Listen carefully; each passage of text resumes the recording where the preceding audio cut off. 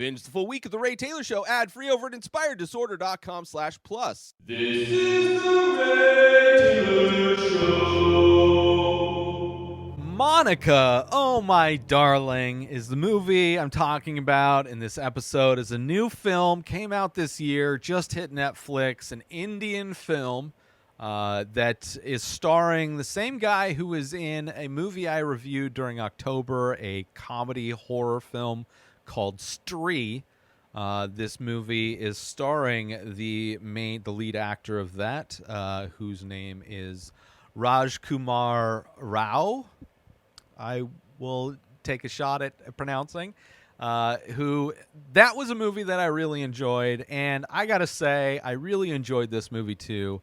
This is a comedy, not horror, comedy, crime, drama. Also has a bit of a mystery as well. And just had a lot of fun watching it. It definitely reminded me, kind of had Coen brother vibes to it. Kind of reminded me of Burn After Reading, which is a movie, I don't know, a lot of people don't like Burn After Reading. I happen to like it. It's kind of a movie where people kind of get in over their heads trying to uncover things, and the more they uncover, the deeper they dig themselves. Similar types of a thing. This movie, it is about these guys who get blackmailed by the same woman who says she's pregnant, right? Tells them all she's pregnant with their baby, and then blackmails all of them. And these guys decide to form a pact in order to kill her, because the idea is if they just keep along with the blackmailing, eventually they're going to run out of money. Eventually their significant others are going to find out that they are cheating on her, that they are paying this woman money. Eventually it's going to get out, and when that happens in the future, you will have wished you could go back in time before you lost everything and just get rid of this woman who's blackmailing you, right? So that's kind of the premise. And then as the plan unfolds, things go wrong. People don't end up dying. The true nature of who's behind everything seemingly gets unveiled, but as you unveil more truth, more questions come up. It also has, so the lead, Raj Kumar, is one of the three guys.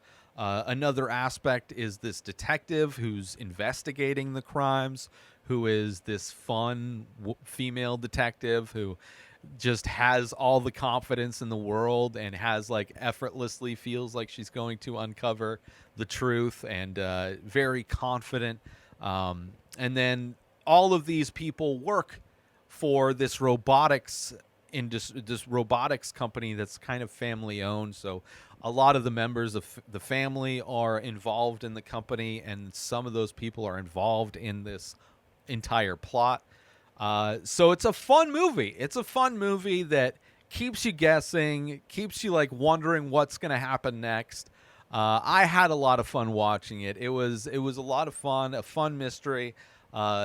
Definitely feels super cheesy at the beginning, but once the plan unfolds, once these guys get together and they realize that what they're going to do, and they make a murder contract, a murder agreement, so they can back out, right? They put their thumbprints on and signed it to kind of guarantee that they wouldn't rat on the other guys. Once that ball gets rolling, the cheesiness and the corniness kind of fades away, and you're just kind of in the ride. I generally prefer to watch foreign films with the native language. I prefer to have subtitles on, but due to time constraints, especially recently, I have been using the dubbed version, which Netflix does have, the English dubbed version. Although I did have the subtitles on because some of their accents are a little thick, and I don't know. I just had and it's interesting to see that the English translation doesn't necessarily match up. Like, they reword things compared to the closed caption subtitles differ from the English actors, what they say. So that was kind of interesting, but it's pretty good. Not bad. Put on the probably added to the cheesiness, especially at the front. But I didn't mind having the dubbed version. It made it an easier process. Usually, because I'm a slow reader, usually if I were to watch a movie, an Indian film that is at the length of this movie, which most of them are, longer than this. This is 2 hours and 9 minutes. Most Indian films, 2+ hours, pretty common. It takes me an additional hour or two because I'm pausing. I'm a slow reader. It takes me a while, so I didn't feel like doing that and put on the dubbed, and it wasn't that bad. So you can watch it in either form. That is one thing that I love about Netflix, not only having access to all of these films from different regions around the world, but also they are good at least having subtitles, translated subtitles, and pretty regularly will have an English dubbed version versus a streaming service like Hulu, who has a bunch of Indian films that I would love to watch, but they don't even offer English subtitles. So I would have to learn Hindi or whatever language they happen to be speaking to even be able to watch the many movies they do have available, but just not translated. So I did appreciate that as far as Netflix and putting out good content.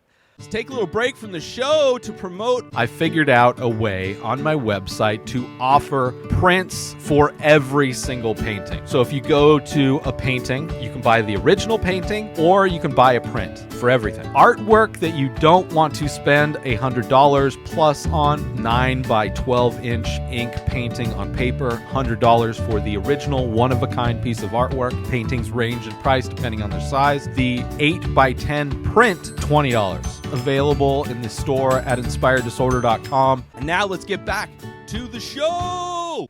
To talk about this movie, I will have to be spoiling some aspects of it. So if you don't want to be spoiled, I would recommend checking out the movie. It is a great movie. I would recommend it if you like it's not a heist movie, but it has that kind of feeling to it. It's definitely a movie where people are trying to follow a plan and the plan falls apart, but in the plan falling apart, more questions keep popping up, right? It's almost kind of a whodunit as well, where by the end you're like, whose baby is that? Who's the one responsible for killing these people? How is, right? It's like there's a lot of questions come up. So I love that, right? Keeps you guessing, keeps changing. And even the way this movie ends is pretty ambiguous, which, it's a fun ending, but definitely you don't know if the person is going to live or not. It's a very interesting situation. So if you don't want to be spoiled, this is your warning, I should say.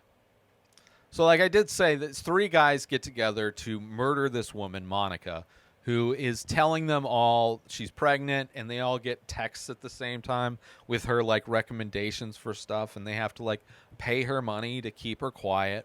And of course, these are people like our main character is somebody who just recently became part of the board of directors. So it's people that are kind of high up in this company.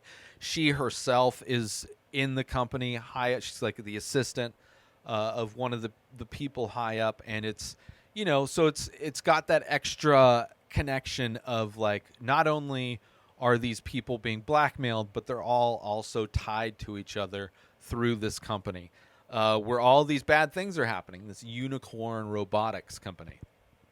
And our main character is kind of the guy who spearheaded these new robots that they're bringing to market or whatever. And then they make their plan, right? One of the guys is going to do the killing. One of them is going to do the transportation, and one of them is going to be the disposal. And immediately, when the guy, our main character, is in charge of transportation, immediately when he goes to the van and he opens the back of the van, and he sees the body wrapped up, immediately I'm like, he didn't check the body. Like, so immediately I'm thinking, okay, that's not the body. That is something else. That is someone else. Like, I do not buy, because they did not show that body is Monica. And he takes it. Then the other guy is freaked out. He can't do it by himself, begging for help. He's the accountant guy, right? And they help him. He helps him, barely gets back to his fiance at this like glamping cabin on a lake, right? A great plan, right? The whole plan, everything kind of, it works out. They figure it out, but then it turns out that body was the third guy, the guy who was supposed to kill Monica, right? Nishi, I think his name is. And then it's like, okay, you assume, as these characters do, that she killed him, right? That she found out, she was in some ways able to kill him. I mean, who else would do it? And then, of course, the next day, right, the news, oh, this guy's dead. They go into work, and of course, she shows up to work. So you find out she's not dead. And it's like, you saw it coming, but you're like, even though you see it coming, you still don't know what happened. So that big question is, what happened? Who killed him? Who's kind of doing this thing? For a lot of it, you're assuming it's her. Until later on, you kind of realize it's not her. Especially since she ends up, when she becomes the victim, it's like, one of the victims is like, okay. I mean, obviously we saw that one guy try and throw our main character off the roof, right? And then he somehow survives, right? Which surprised that guy too, who's like this employee who's invisible, whatever. But when you see her die, you're like, okay, this is even bigger. And even later on, when you find out whose baby it is, you realize how even bigger. Right? That's why it reminds me a lot of Burn After Reading, where it's like there's like levels above what's going on that are looking down on this chaos and going like, what is going on? Right? The levels above what these guys think is happening is just like so far away from the overall truth that's going on and the overall corruption and the overall things. Let's take a little break from the show to promote The benefits of Inspired Disorder Plus. So you go inspireddisorder.com/plus. Sign up, $5 a month. You get to binge the full week of The Ray Taylor Show ad-free. You get to watch all of the live painting videos I do. You get a special members-only discount and deals for all of the artwork and merch that I sell. You also get the complete podcast back catalog of every podcast I've ever produced. Hundreds of episodes, countless different podcasts. You also get access to my personal blog. A new blog comes out every week. In addition to that, you get my creative writing that I'm releasing. You also get access to Asking Me Anything. 14 years of experience podcasting. I've been creating art my entire life. I've been using Photoshop since middle school. And you can contact me to ask me questions about that or anything else. So those are the benefits for signing up for Inspired Disorder Plus. And now let's get back to the show. And our main character's not likable, right? The way we're introduced is like this event where he's showing off these robots, and it's like this black tie event, and one of his friends gives him a watch, and he just like, yeah, whatever, and then he throws the watch in the trash can. Like, just, he's not a good guy. He's cheating on his fiance or his wife with this woman, right, that's blackmailing him. So he's like, none of the characters are really nice, good characters. Like, they're not good people. So you almost don't mind seeing them in this rat maze, right? Seeing them navigate this crazy situation. Which I guess, kind of it makes it more of a fun mystery, really. So she ends up dead. It's cool that they use snakes. Like the moment you realize, like, the guy gets what he thinks is chocolates, right? And the accountant ends up dead, and our main character gets that same thing. You can see the lid like popping off, and like ends up jumping out, and he's like face to face with the snake, and he's like frozen, and the snake just kind of loses interest. but using the snakes as a means to kill people, and then using the snake venom. I enjoyed that stuff. And then every time a truth is uncovered, it only just brings up more questions. Like, whose baby was it? Right? The investigator is going to do the blood test, and you just assume it's one of the three guys because that's what you're presented. For me, I was on the same wavelength as all these guys, right? Assuming it was Monica that killed Nishi, assuming that one of these guys is the father of the kid. But then, of course, every time you realize, you're like, oh, duh, that makes sense, right? So this movie does that really well, kind of the misdirection aspect of it. And then when you find out at the end, you kind of find out not only who the baby belongs to, but you also find out that, the investigator is kind of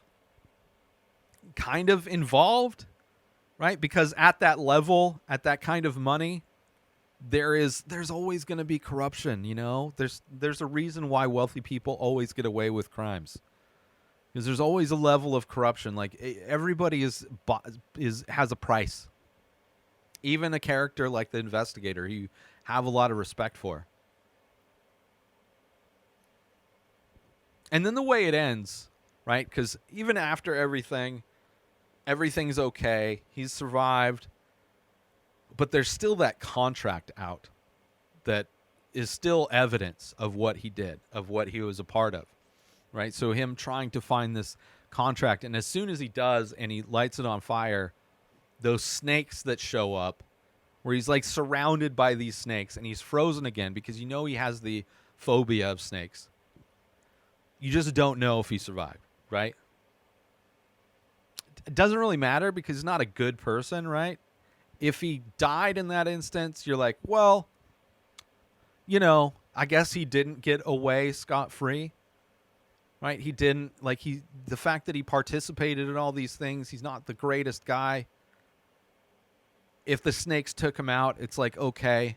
But also, if it didn't, it'd be like, well, that's kind of just how the world is, It's not really a just world. People don't always, karma doesn't necessarily work that way. But it's kind of an interesting end to it, an ambiguous end, where, it's been a while since I've seen a movie that has this ambiguous of an ending, but it's also an ambiguous ending where it doesn't really matter. Doesn't, one way or the other, whether he lives or dies, it doesn't really matter. He's everything else has been answered. He's not a great guy. It's like, whatever, But overall, I enjoyed the movie. So, I mean, if I spoiled it, whatever. I wanted to talk about some aspects of it that I enjoyed. I would recommend watching it. It is a lot of fun. It's on Netflix, which is great. A lot of great movies over there, Indian films. But check it out. Monica, oh my darling. New episodes of The Ray Taylor Show come out every single day. Subscribe on YouTube and everywhere our podcasts are found. Binge the full week over at inspireddisorder.com/plus. Buy Ray Taylor Show merch over at inspireddisorder.com. Have a wonderful day, everybody. Peace out! Today is the day where you wake up and you realize that everything that you've been dreaming about, everything that you've been wanting, every goal and wish and hope that you've ever had can become real. Dreams can come true. What you manifest in your mind, you can bring to reality.